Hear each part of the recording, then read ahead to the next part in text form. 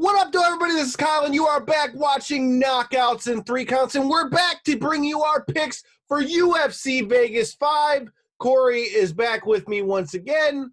Corey, throw your social media out real quick. As always, quick as possible. Fight fan from the 313. Follow me on Twitter. I'll send you a follow back. Let's get to it. And make sure you're following the show at KO3C Pod on Twitter and Instagram. Make sure you're following me at Detroit Knockout, Detroit NOKOUT. Hey, you can come shoot some zombies with us too if you had that on Xbox as well. Hey, without any further ado, we got some fucking fights this weekend. We've got UFC Vegas 5. This one's going to be back in Vegas. And then we've got this Tuesday, you've got past guest of the show from, a week ago? Kenny the Boss Cross. His opponent, Kevin Seiler, backed out. He is still your main event for the first episode of Dana White's Contender Series, going down this Tuesday on ESPN for Contender Series. You can check out that link in the top right corner. First fight we've got on this card, Corey, is going to be Kevin Holland versus Trevin Giles. What do you think about this fight? Because both of these guys have had, kind of up and down slump into this fight. Well, all right, let me preference the fact with yes, they kind of both have been on an up and down, route, but with two completely different stories in the up and downs, I believe. Kevin Holland looks real promising. He's just lost to some real top talent. I mean, if you look at his record, man, the only people he's really lost to are either people that are already ranked or have already fought for the title. So, I mean, yeah, he's got more losses than Giles, but I feel like Giles, when he stepped up in competition, I don't think he's an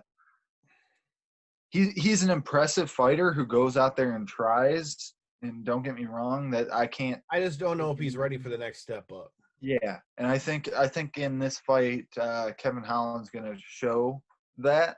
I think Kevin Holland's going to put on an impressive performance, man. Like I said, all of his losses are against, top talent. And I got something against Giles because he took that dirty decision win away from my boy James Krause back in Houston. That ain't his fault, though. No, it's not. Because if I was in that cage, guess what? I'd have been taking that bitch all the way to the pay window.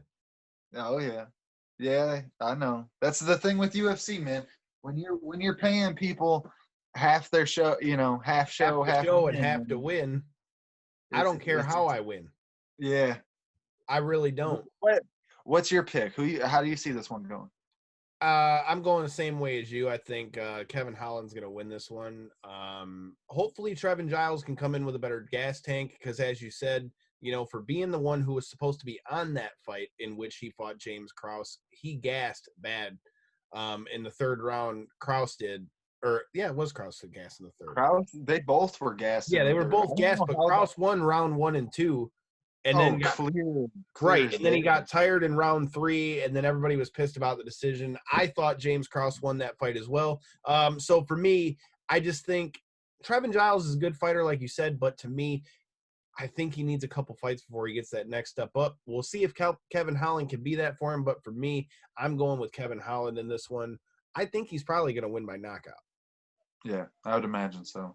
That's where most of his wins come from. The next fight on this card, man, might be one of the ones that I think is going to be a sleeper this weekend. You've got Lando Venata versus Bobby Green. I'm really looking forward to this fight. Bobby Green comes in and scraps every time, and after that interview he cut after his last fight, how can you not be a fan of that guy? Bobby Green's awesome, man. If he sells you with the way that he does his facial hair, or if he puts you off, like you said, with the type of interviews he's cut and the way that he's trying to just shoot for equality, and the fact that he, came out that he was adopted, grew up in a white family, but felt the love from both sides. He really is he's a good follow on all the socials too. I would recommend his pages as well. But that being said, man, Lando Venata's no slouch, dude. This is going to be this one. It's going to be a banger. Like I said, I think this is going to be the sleeper fight of I think this is probably going to be fight of the night myself. But that being said, man, I could definitely see Lando Venata landing some of that funky work that he goes in there and does. I mean, I'm trying to remember who it was in his last fight, but he was doing so good with the step in, jab, and step out. Step in with the jab, step out. Step in with the 2, step out. He was hitting super clean shots, but not being there to get hit after. It was he looked really fucking good in that fight, man. His last fight, Venata's last fight, was in a win against Yancy Medeiros. He won by unanimous decision on UFC ESPN 25 on February 15th. That's the last fight before that, he took a loss to a guy we saw last week fight in Mark Takesi. He lost a unanimous decision from that. So he's coming off a good W in a guy like Yancy Medeiros, which I think that put Yancy out of the UFC. Did it really? I think so. I'm not 100%. Yeah, I know he was on a little skid, so I'm not sure, but I'm pretty sure that fight put him out. So, I mean, a good win for Venata coming off this one. So who are you going with this one? It depends on what version of Bobby Green we see, man. Is he going to go in there? Is he going to do real good with his Philly shell and roll and stick and move? Or is funky Lando Venata going to come in there, hit him with the jab, bounce? Lando Venata. Oh, groovy. Funky, groovy. That's different. One starts with an F, one starts with a J. Close enough, okay? No, it's not. That being said, I kind of, like I said, I kind of feel like Bobby Green gets stiffed in decisions a lot, and I could kind of see this one happening again tonight. So I'm going to have to go Lando. See, I'm going the opposite on this one. I think that it was a great fight in the last outing for Bobby Green, as it was for Lando. But I think with the emotional fight like that, and I mean, yes, he got a loss on that one, but dude, it was a hell of a fight. So for me, I feel like Bobby Green is going to have something to prove in this fight, to prove that he needs to stay up there. I think it's going to be a war. I think he's going to take some damage, but I feel like, I don't know, I just see Bobby Green winning this fight. Yeah. Don't know how he wins. I don't know. I mean, I want to say with the way he fights, it would be a knockout, but I'm going to lean more towards a decision somehow. But I think Bobby Green's winning that fight. Who's Bobby Green coming off of? His last fight was Bobby Green's last fight was. Oh, he got the decision win over Clay Guida. That's who it was. I remember that was a good fight too. He was doing real good with the Philly roll. I can't lie though, dude. I kind of thought Clay won that fight. Did you? Yeah, just because of the top pressure, like he wasn't able to keep him on the ground the whole time. But yeah, I mean, Bobby landed good punches. But I mean, if we're going for who controlled the fight, I feel like Guida controlled the fight. Yeah. I mean, that's just my personal opinion. If you guys thought that Bobby Green beat Clay Guida, now let us know. I'm a big Bobby Green fan, but in that one, I had to go with Clay Guida. In this one, I'm going with Bobby Green. Corey is going with Lando Venata. Who do you guys got? Let us know in the comments. All right, the next fight on the card is going to be Vincente Luque versus Randy Brown. Randy Rude Boy Brown, excuse me. I am a big fan of Vincente Luque. I mean, that guy's fun to watch. He puts it together striking. Randy Brown is no slouch by any means. But if I'm picking this fight, I'm gonna take Vincente Luque. Well, how do you think he's gonna get the knockout? Because in a lot of his fights, he ends up doing a lot of damage to some. I don't know a lot of damage, but it'll be a decision. Yeah, I don't know if it's the matchmaking, honestly, or if it's. I just don't know that he's been able to get the finishes. I mean, he's landing good damage, but I just don't know that he's able to. Look at what he did to Perry's nose. He's doing damage, man. Well, right, but that's what I'm saying, though. You can bang somebody up, but I'm saying he just hadn't been able to get the finish. I mean, the guy's clearly dangerous, but I mean, for me, like I said, I just think Vincente Luque is going to be a little too crafty for him. Well, I'm looking here through Randy Brown's recent record, and he's got some really good fights. The only even semi-recent loss was in 2018, and that's Nico Price, who's just, an absolute savage. You don't want to Right, and that's why I say, I mean, by no means am I trying to say that Randy Brown's a dog by any means. I don't know. I've been really impressed by what I've seen from Vincente Luque. To me, he did a very good job of putting together his strikes in his last fight, along with he did a good job of putting it all together for me. So the only person that really was able in my eyes to get anything truly successful off against him was Thompson. When Wonder Boy fought him, that was a pretty dominant fight in Wonder Boy's behalf. But I mean, he's damn impressive, and he really goes out there and shows what he's got. He really puts his heart out there in every fight, man. And like you said, that fight with Nico Price was a fucking banger, dude. So, I mean, like I said, he gained my respect off that one to be able to stand through. No, that wasn't the Vincente Luque. I was talking about Randy Brown that had the loss to Nico Price. I don't think Vincente Luque and Nico Price fought. Are you sure? Because I'm looking at it right in front of me.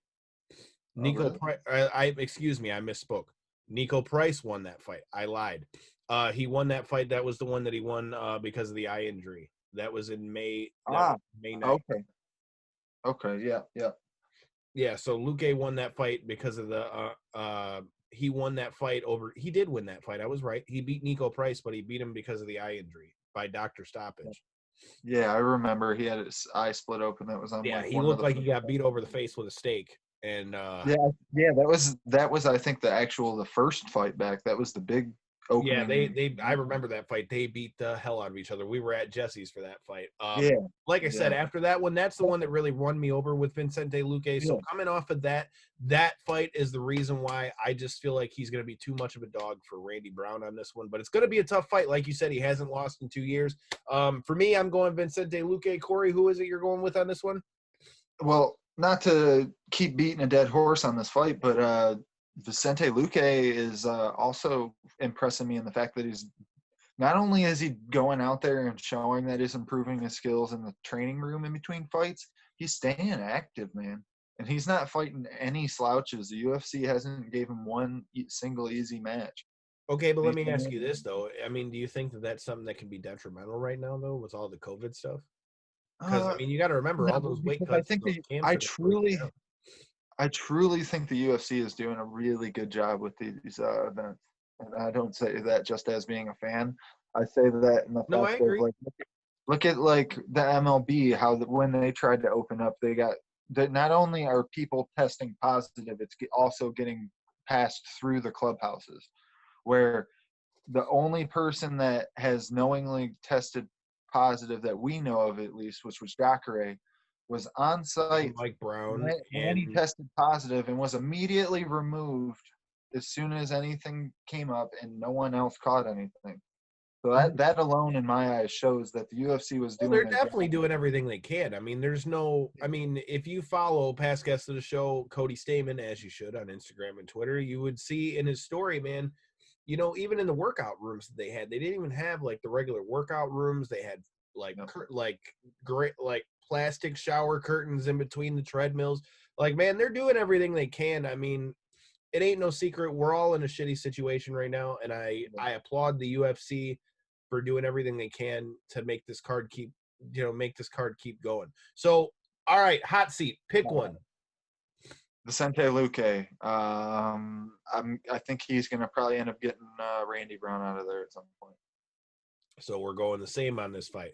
All right, next fight on the card. This one's a really interesting one because for those of you that have been following the sport, you know that Joanne Calderwood has a title shot waiting for her. So taking this fight against Jennifer Maia is a real interesting one because, what happens if Jennifer Maia comes out and finds a way to beat her? Because if she does, man, I mean, obviously that's going to mess up that whole title shot for her. It's a real dangerous fight, but to be honest, I've been impressed with Joanne Calderwood for a long time, pretty much ever since she was on The Ultimate Fighter. So for me, I think Joanne Calderwood's going to be too much in this one, but she better come into this prepared because if she sleeps on Jennifer Maia, it could make her whole title picture run go up in smoke. Yeah, Jennifer Maia is absolutely no one to mess with. I agree with you. I've been very impressed with Calderwood as of late. She's looked really good. I feel like she's kind of hit a different stride in her career. I think she changed camps. Honestly, I think she moved to Vegas and changed camps. And Well, she trains with her fiance. What's the guy's name? Not Josh Woods, but it's something Wood. I can't think of his name, but yeah, her coach is her fiance now. I know, but I think she moved like no, she did. She did. Camp. Yeah, she did because she was still training in. If I'm not mistaken, I believe she was still training in what is it? Scotland. She's from. I believe so. I believe she was still training in Scotland before she came here to switch teams to where she's at now. I could be wrong. Either way, I believe that has had a real positive impact in her career as of late.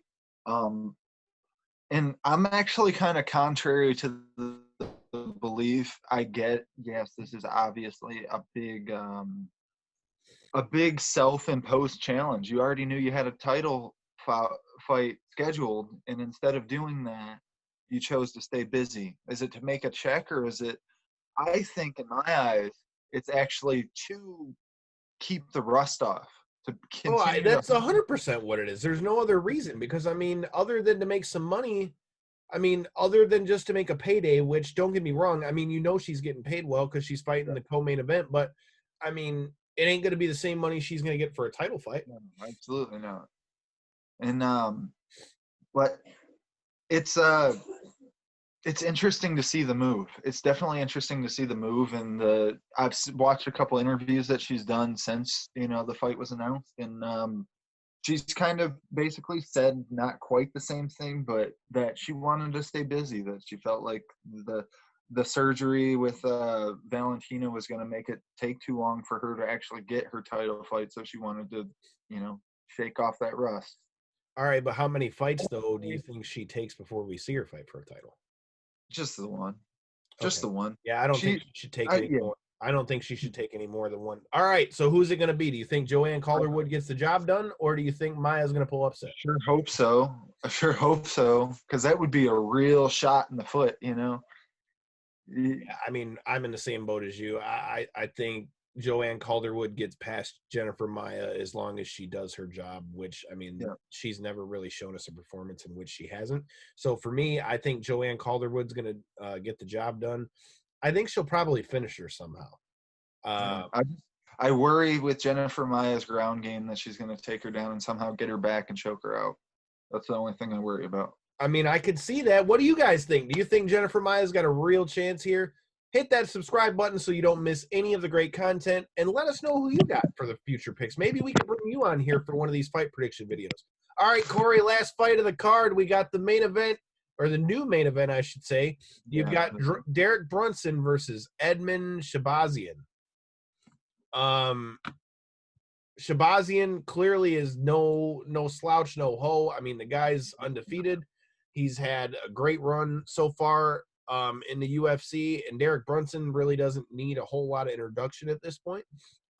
Pretty decent matchup here to replace for the main event. What was the original main event on this card, Corey? It was Holly Holm, Irene. I'm so terrible with these Brazilian names. Irene Aldana. Okay. I believe that's how you say it. And they just postponed that one? Yeah, I think they moved it to September. The Brazilian girl's name, insert Brazilian name here. She tested positive, and she actually had an article come out in ESPN how she had had a couple. It wasn't the easiest fight for her, but she made it through. She's clear of COVID now, but she tested positive, so they had to move the fight back. Which sucks, I believe, for them, especially her, because I mean, don't get me wrong, I'm sure Holly Holm wanted to main event another card, but that was going to be her first main event. That was going to be a real, test on her end. So hopefully, I mean, it's still a fight that I want to see whenever they get it ran back, man. We'll see how long that's going to take for that to happen. But like I said, not a bad matchup to replace it here. No, it was already the co-main, so right. And I mean, it's not really replacing. It's just moving it up. But Is it 3 or is it 5? It's a main event. All main events are 5-minute rounds. Normally, but this is a short notice main event. Did they? Yeah, but all main event. They said from now on, all main events are 5 rounds. So I mean, as far as I know, I'm looking at it right here. It says, "Oh, this is just." Let me Google it. Good old Google. It's gonna be 5 rounds, dude. It's a main event. We're gonna sit and wait while Corey does Google real quick. Even though, well, go ahead, announce your picks. Right, he's gonna pick Google, and Google's gonna tell him what I just told you. But Derrick Brunson, to me, I feel like is gonna be a little too athletic in this fight for Shahbazian. Shahbazian is a great fighter. I've enjoyed what I've saw from him, and like Corey said, I mean, it's not no accident that he's in the main event because he was already the co-main event for a reason. For me, I just like Derrick Brunson. For me, I think Derrick Brunson is going to win this fight by knockout. All right, Corey, quit finger fucking your phone. Who do you got? So I couldn't discover it, but did you just say you think Brunson's going to knock him out? Is that what I heard? Ooh, interesting pick. So it really depends on which Brunson we see, man. Yeah, but you could say that with anybody, though. You can, but Brunson is I feel like is the most. He is like the antithesis of. Nice word. What fighter are we gonna see on the night? He comes out there sometimes and just doesn't care what people ask to throw, gets in their face and just rock 'em, socks 'em, and dodges punches until he gets the knockout. Other fights, he doesn't look like he shows up. He doesn't even look like the same guy. He doesn't even look like he deserves to be a ranked fighter in the UFC. It's such a weird jump from. I don't know if it's a nerves thing on his end or if it's like a training aspect or personal life or whatever the case be. But it's real interesting, and I think Edmund Shahbazian's he's not somebody. By no means. I'm not saying he's a slouch. I'm just a fan of the athleticism of Derrick Brunson, and I think that's going to make the difference in this fight. Well, I think Edmund Shahbazian's striking's a lot cleaner. I think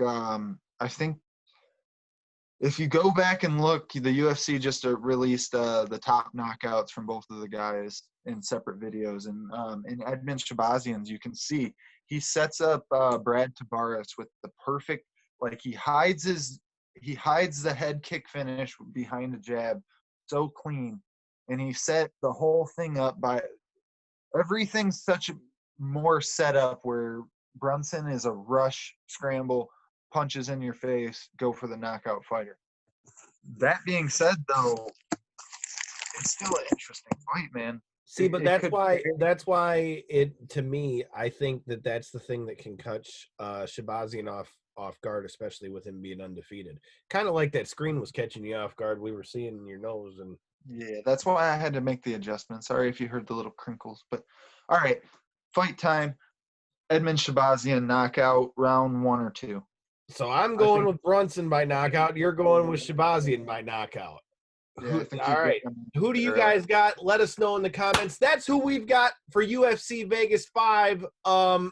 I don't know, man. I'm looking forward to this fight, even though it's a underrated card. I think this is going to be one you want to watch. Make sure you hit that subscribe button so that you can watch and check out our interview with Kenny Cross that we just did last Tuesday. Make sure you check out part 2, which is coming with Aaron O'Ryan of the Death Threat Army. We're going to get into the full rest of the story of Wyatt Strong, and you can check out part 1 right there in the top right corner.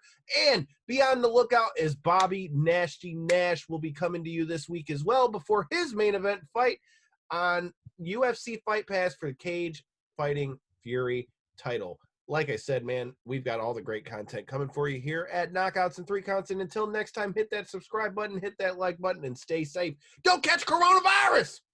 Peace. Later.